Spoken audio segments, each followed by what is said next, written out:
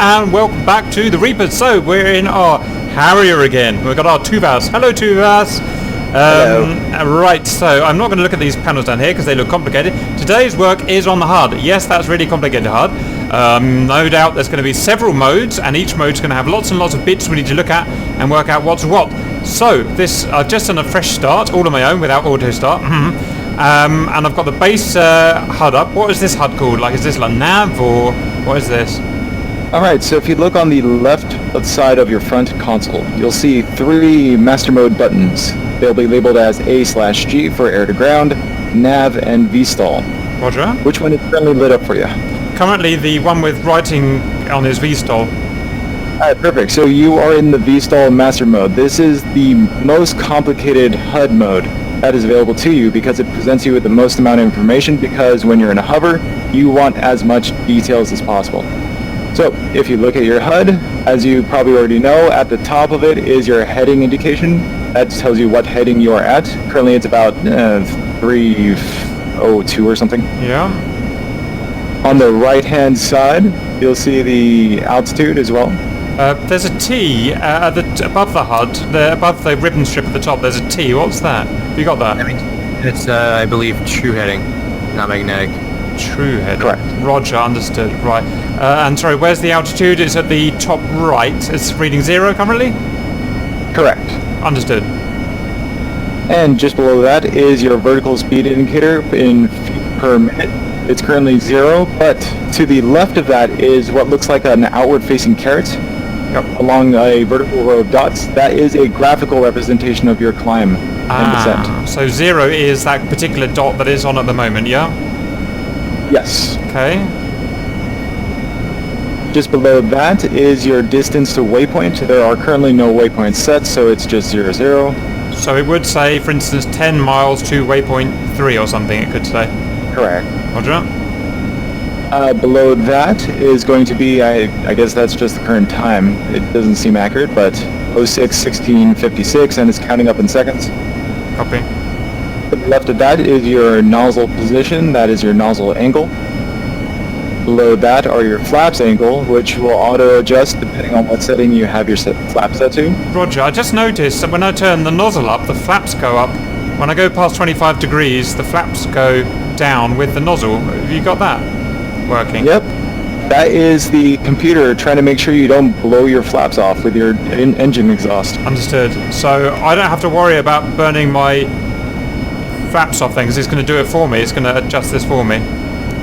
To a degree. Yes, but after you take off and put your flaps into the auto position, it'll then, until then, it'll stay at 25 degrees, no matter what. Correct. Roger. Which is why if you have your nozzles at 25 degrees, then set your flaps to auto, and then you can raise your nozzles back to 0. Roger.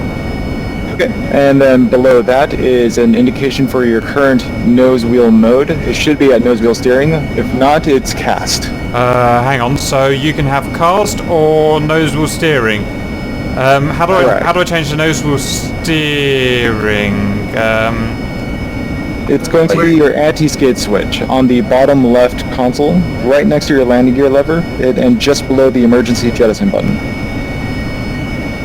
With anti-skid set to on, it will be set to cast, meaning that the nose wheel is free to swivel. And the only way to set it to nose wheel steering is by using the nose wheel steering button. Roger. But if your anti-skid is set to the down position or NWS position, then it'll always be in nose wheel steering mode. Okay. And it will also allow high gain. Right, we'll have a play with that later by the sounds of it. On the right of that is Tango 300. What's that? That is your true heading. So yeah, Yep. you can change that true heading in your EHSD. In your map button, you can have true versus, I believe, magnetic. Roger, understood. Okay, let's continue in this kind of clockwise fashion, too fast. Okay, and just at the bottom center of your HUD, you will see what looks like, I guess, 2 vertical bars with a circle and a C in the center. Mm-hmm. That is an indicator for the current wind direction. If the wind was blowing right to left, that will likely be facing to the right. So that C with the circle, it'll be on the right-hand side. It's to tell you where the wind is coming from, because in a Harrier, when you're trying to vertically take off, you want to take off into the wind. Otherwise, it'll be very difficult. Understood. Alright, and then let's go to move to the left. You'll see a number with a J next to it. That is your current jet pipe temperature. That is telling you how hot your engine is running. You want to monitor that, especially if you're overstressing your engine. So basically, if you're getting anywhere close to 700, you may want to consider turning on water if you haven't already. I thought J was water. Have I got that wrong? No, W would be water, and that only activates when your engine is too hot. Right. It doesn't always turn on. Right, so the engine heat, when should I be worried? 400, did you say? 700. 700, plus. right. Okay, understood. Remember, it's not a Huey gap. Right, continue.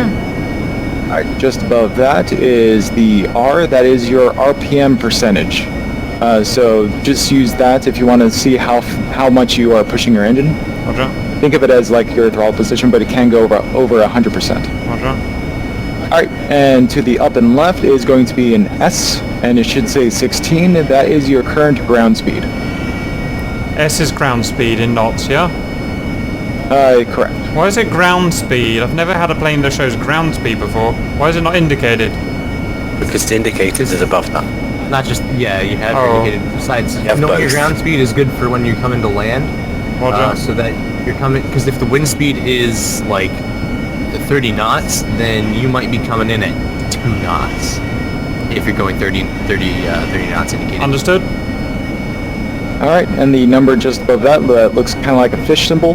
That is going to be your angle of attack number. And to the right of that, you'll see a caret facing to the left with a little bar that's going up. It's a graphical representation of your angle of attack, Roger. so that it's easier to see. Okay. And note that is only available in VSTOL mode, that graphical representation. Roger. Alright, and just above that is your airspeed. I can't remember if that's true airspeed or in airspeed or... It'll be I just can't indicated remember. almost certainly. Okay. And of course, at the center of the entire HUD, what looks like just a line of horizontal line with a circle in the center, that is your flight path marker. You want to use that to help guide you, especially in for, say, landing at a airfield or even a carrier. That is what you want to use to keep track of if you're climbing or descending, in addition to the vertical climb indicator on the right-hand side. Roger. Just below that is your witch's hat. That is the kind of, as Grinkle said last time, your bore sight indication of where your nose is currently pointed. Because we are currently on the ground, this is the position you want that witch's hat to be when you touch down, especially when you're doing a vertical landing.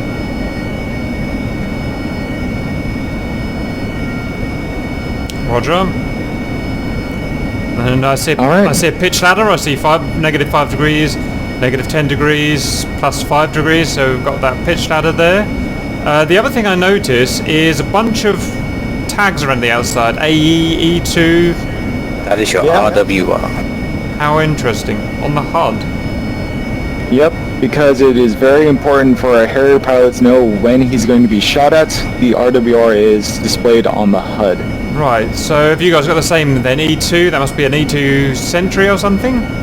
Yeah, And then an AE, whatever that is, there must be a ship or something. it's Okay. probably the destroyer to your left. Do they all look the same? Do they all have whatever it is, do they all have a circle, or what happens if someone's shooting at you or something? Does it go different? In the HUD, they will pretty much remain the same the entire time. If you need any more, that's just literally a bearing to the in kind of 10 o'clock, 2 o'clock, 3 o'clock. Interesting. And so the lack of information on the HUD is distance. It will not tell you how close something is, unlike on the actual RWR screen. However, if a particular radar source is locking onto you, it will then gain a caret symbol that will attach itself onto that stick. And when they have fired on you, the whole symbology for that particular radar source will start flashing when you've been fired on. Roger. I can see a couple of SU-27s or 29s behind us, so interesting. Yep. Okay, that's pretty good. So it's all up there. Did you say there was an RWR screen somewhere as well? I can't see one. Yes. It's the you press menu on one of your NPCDs, and on the right, lower right OSB, it'll say EM. Oh, roger. I think we'll come back to that one riddle that's already got me. Oh, menu. And then... EM. What was it? Then ECM. Yeah. It'll be EM on the main menu. Bottom right-hand corner. So you got that right bank of buttons on the MFDs. It'll be the bottom Roger. right-hand bank. Right, so these MFDs seem to be everything. They can be anything by the looks of it then. Okay, so okay, so that is the that's the RWR representation of what we got there. Good. Okay, shall we go on to the next HUD mode then and see what we've got? Yep. Go ahead and click on where it says nav. Clicked on nav. Okay, got some different. So let's talk about what's different. Right, so if you notice, there is less information available because in nav mode you are not going in for a landing or anything like that, so certain bits of information or certain ways of telling you information isn't as important. For example, the flight path, or sorry, the feet per minute is now only a number. There is no longer a graphical representation.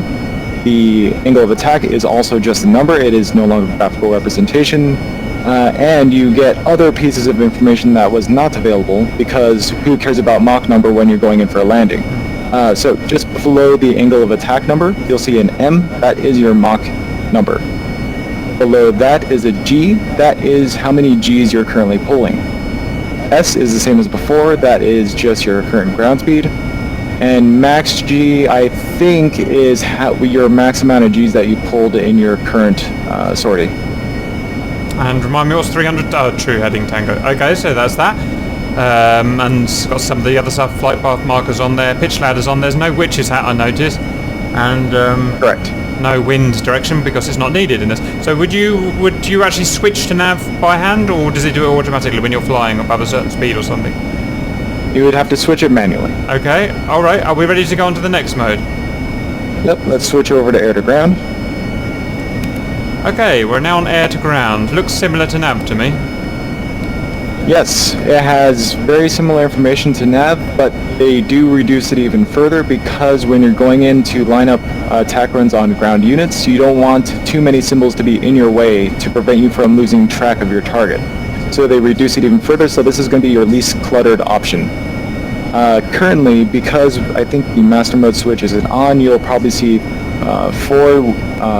diagonal lines to tell you that your master mode is not currently armed. Yep. And it's probably because we're on the ground as well. Roger. Oh, there we go. So if you were to go to your master arm switch and turn it on. Stand by. Master arm is up. Okay. Yes. Then if you go to your main menu page of one of your MFDs. Hold up. Yeah, roger. And then go to the page that says STRS. It's on the left side, second from the top. Roger. And then select on the top row one of your arming options. So say, for example, you have MAVs, right? If I remember correctly. Yeah, you have MAVs. If you were to select, I think it should say IRMV. Roger. Now, if you look at your HUD, you should see new bits of information. Which, unfortunately, I don't have any MAVs, so I can't actually see exactly what you're seeing. Yeah, so it's telling me I've got 2 IRMVs, which are Mavericks in this case. It's giving me an extra circle in the flight path, in the flight direction indicator. Other than that, it's pretty much the same. Yep. So it basically gives you the required information needed for your air-to-ground weaponry. Roger. Depending on which weaponry and which sensors you have selected, various things will appear around your flight path marker. For example, as you have the MAV selected, what that circle is a graphical representation in the HUD of where the MAV camera is currently looking. Yeah, gotcha. Right, okay. And out of interest, could I slew that? No. But let's not worry about that. Let's not worry. That's another video. Right, so that's that. Anything to add to the air-to-ground HUD mode? Oh, yes. If you look at your airspeed, it's not indicated anymore, it's true. Oh yeah, so it's now true, a bit like an F-5, yep, scratch that, yep, it's now true, because that's what's indicated, that's what's more important in a kind of battle situation, okay, understood. Now is there, I'm guessing there's an air-to-air mode as well in that case? Yes. Yes, there is. Can't find it. But it's essentially the same information as air to ground, but in order to access it, you have to hit your, you're gonna love this, you're gonna have to hit extra buttons on your HOTAS. Okay, which one? It's going to be your air-to-ground mode selector. So if you go to your controls, Should be the first thing in the list. yeah, it'll be the top 3 options on the list. I got AF, AA mode, Sidewinder, AA down, AA Sidewinder, bore sight. Okay, so they're right. So which one of them would I want to go to just out of interest? The third one, bore sight? Yeah, let's go with bore sight. So that is D. So I press D, yep. So I'm in air-to-air mode, I've got a bore sight on the go, which is quite up high for some reason. It's right up at 5 degrees above. Yep, and your job is to line that up with whatever you want to kill. Okay, so just for the sake of the HUD, we can see going to air-to-air mode is giving us that bore sight up there, if you can hear me, and the 2 9Ms, that's 2 AIM 9Ms there. So that's just an extra bit of info. And an extra bit of information, go ahead and flick your master mode switch to the off position and keep an eye on those 2 9Ms. Master arm is now off and they are now flashing. Yes, it's to indicate that you are currently not able to fire whatever you have selected. Understood. Cool. Okay. Anything else on the HUD before we sign off? Just one thing on that bore sight. The reason the bore sight currently looks so high is because while on the ground, the Harrier's nose is right down. Right. So when we were in flight, that would be down more neutral, I guess. Yes. Cool. Yeah, it would be more manageable. Okay. That's all in all. That's a pretty good HUD. Still don't like it as much as the flankers, but it's pretty good. Lots of information. So I sure have fun using it. Right. Cheers, everyone. I hope you enjoyed that, and we'll see you later.